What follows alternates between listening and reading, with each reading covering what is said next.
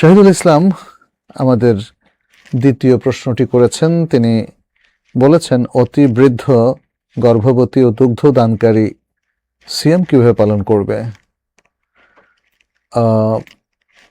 অতি বৃদ্ধ ব্যক্তি তিনি তো সিয়াম পালন করতে পারবেন না, পুরুষ অথবা মহিলা যে হন না কেন, তিনি ফিদিয়া দিবেন। ওয়া আলাল্লাযিনা ইউতিকুনাহু ফিদিয়াতুন তুআমু মিসকিন।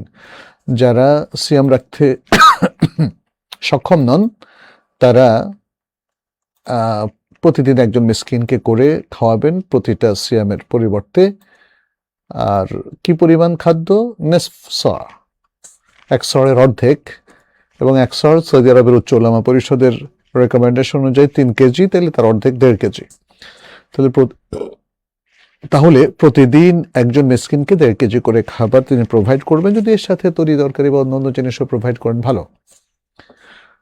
এটা হলো অতি বৃদ্ধের ক্ষেত্রে বা বৃদ্ধার ক্ষেত্রে। আর এরপরে গর্ভবতী এবং দুগ্ধদানকারী, হামেল এবং মোরদা, তাদের ব্যাপারে শরীয়তে রুখসত আছে। তারা সিয়াম ভাঙবেন এবং পরে কাজা করবেন।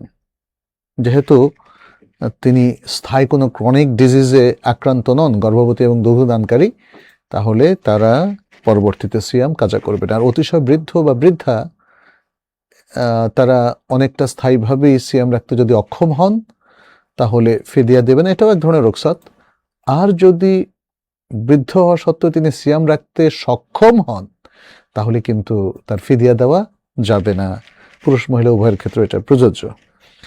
আর এ সকল বিষয়ে এবং আরও নানা বিষয়ে আমাদের প্রশ্নোত্তরে ফিকহুস সওমে আপনি আরো সুন্দর সুন্দর জবাব পাবেন। আমাদের আরেকজন